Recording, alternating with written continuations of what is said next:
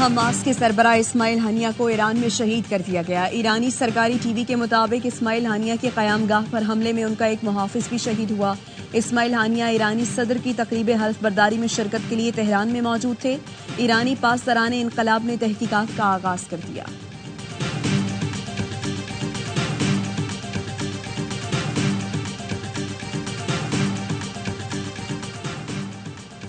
اسماعیل ہنیہ کو اسرائیلی ایجنٹس نے قتل کیا۔ یہ بزدلانہ فعل ہے، اس کی سزا دی جائے گی، حماس کا رد عمل۔ ترجمان سمیع ابو ظہری کا کہنا ہے اسماعیل ہنیہ پر حملہ کر کے دشمن اپنے مقاصد حاصل نہیں کر سکے گا۔ حماس مقبوضہ بیت المقدس کو آزاد کرانے کے لیے ہر قیمت ادا کرنے اور کھلی جنگ کے لیے تیار ہے۔ راولپنڈی میں جماعت اسلامی کا دھرنا چھٹے روز بھی جاری۔ شرکاء سے خطاب میں امیر جماعت اسلامی حافظ نعیم الرحمان نے کہا، عوام کو حق دو، ایسا نہ ہو ہمارے مطالبات حکومت گراؤ تحریک میں بدل جائیں۔ ماضی میں IPP سے بات ہوئی تھی تو اب کیوں نہیں ہو سکتی؟ جماعت اسلامی اور حکومت کے مذاکرات کا دوسرا دور آج ہوگا۔ جماعت اسلامی کا آج کراچی میں بھی دھرنے کا اعلان۔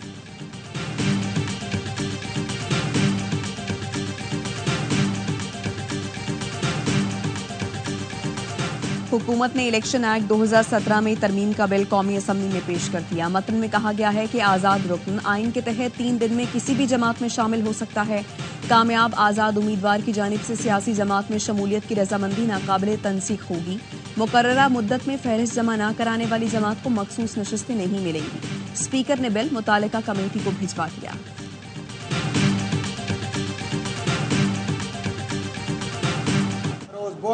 شام 5 بجے ہم گورنر ہاؤس پہ دھرنا دینے جا رہے ہیں اور اس دھرنے کا آغاز مسجد خضرا صدر سے ایک ریلی کی شکل میں ہوگا۔ جماعت اسلامی کا آج کراچی میں گورنر ہاؤس پر دھرنے کا اعلان۔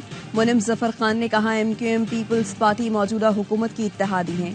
گورنر وفاق کے نمائندے اور ان کی پارٹی حکومت کی اتحادی ہے۔ گورنر بھی مہنگائی کے ذمہ دار ہیں۔ گورنر سندھ کامران ٹیسوری کی جماعت اسلامی کو بڑی پیشکش، بولے مہنگائی کے خلاف دھرنے کی حمایت کرتا ہوں، گورنر ہاؤس کے اندر دھرنا دیں، شام 5 بجے انتظار کروں گا۔ بارش کا موسم ہے، کھانے پینے کے ساتھ پکوڑوں کا بھی بندوبست ہوگا۔ دھرنے میں شریک نوجوانوں کو مفت IT کورس کی پیشکش۔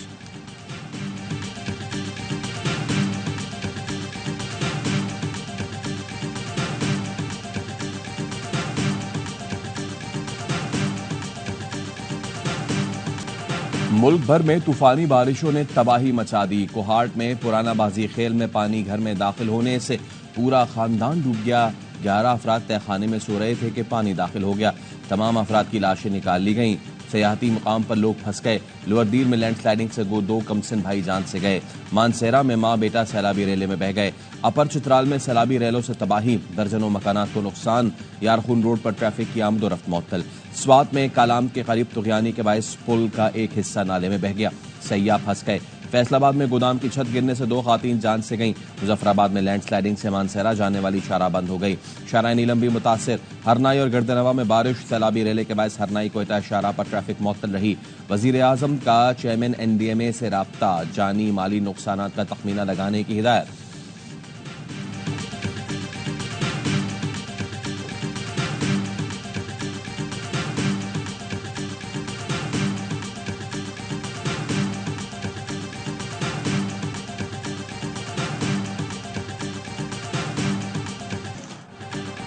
پانی پانی کر گئی کراچی کو مونسون کی برسات۔ وقفے وقفے سے بارش ہوئی، شہر کی اہم شاہراہوں اور انڈر پاسز میں پانی بھر گیا۔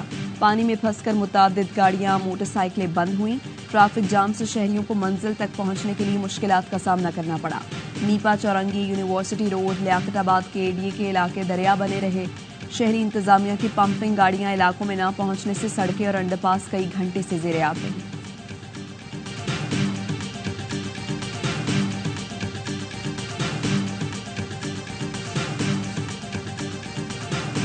اپنے پیارے آقا حضرت محمد مصطفیٰ صلی اللہ علیہ وآلہ وسلم کی نبوت اور ختم نبوت کے اوپر ہمارا ایمان کامل ہے۔ عدالت کو آئین کی تشریح کا اختیار جو ہے وہ تو پوری ایک براڈر کانسٹیٹیوشنل سکیم میں ہے، لیکن آئین کو ری رائٹ کرنے کا یا آئینی شکوں میں لکھی ہوئی چیزوں کو ایک نیا رنگ دینے کا اختیار نہیں ہے۔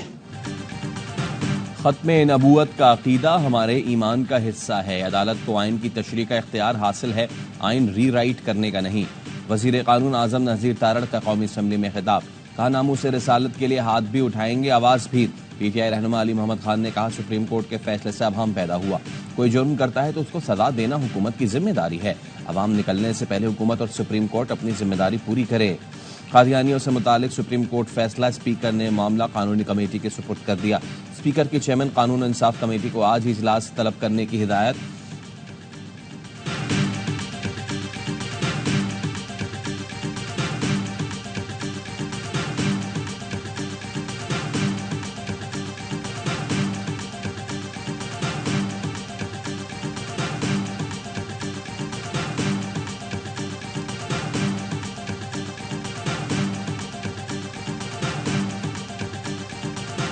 مدرسوں کی آزادی اور خود مختاری کے لیے علماء ایک پیج پر ہیں۔ اتحاد تنظیمات مدارس پاکستان کے رہنماؤں کی پریس کانفرنس۔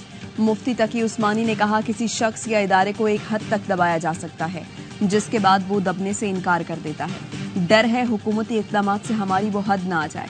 مفتی منیب نے کہا مدارس کو مزاحمت کے راستے پر ڈالنے کی کوشش کی جا رہی ہے، آرمی چیف مسئلے کا سنجیدگی سے جائزہ لیں، اداروں کا یہ رویہ درست کریں۔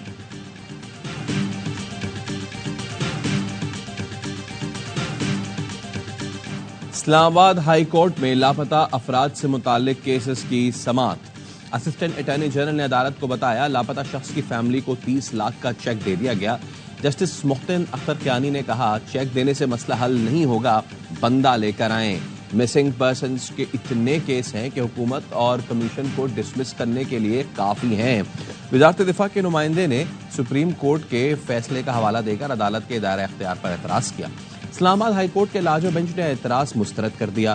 جسٹس محسن اختر کیانی نے کہا آپ اس عدالت کے آرڈر کو سپریم کورٹ میں چیلنج کر لیں، سپریم کورٹ کام سے روک دے تو عدالت رک جائے گی۔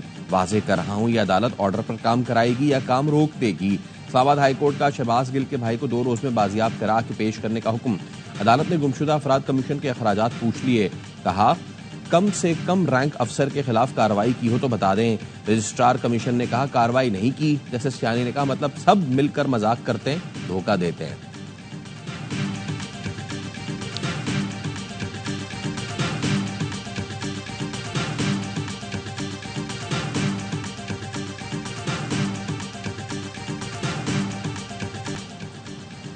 اقوام متحدہ کی انسانی حقوق کمیٹی کا بھارت میں انسانی حقوق کی صورتحال پر اظہار تشویش۔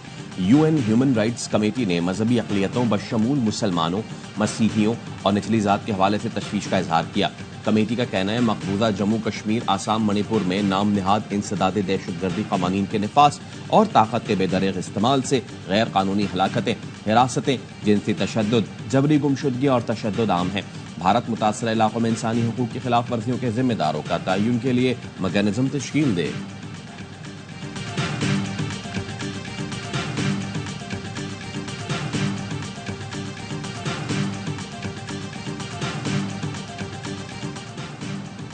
کشمیری رہنما غازی ملت سردار محمد ابراہیم خان کی 21ویں برسی آج منائی جا رہی ہے۔ آزاد کشمیر بھر میں عام تعطیل ہے۔ سردار محمد ابراہیم نے 19 جولائی 1947 کو سری نگر میں الحاق پاکستان کی تحریک پیش کروائی تھی۔ الحاق پاکستان کے لیے ڈوگرا کے خلاف جدوجہد کا آغاز کیا۔ مجاہدین کشمیر نے 24 اکتوبر 1947 کو آزاد کشمیر حکومت قائم کی۔ بھارت کے خلاف اقوام متحدہ میں جموں کشمیر کے لیے حق خود ارادیت کا کیس پیش کیا۔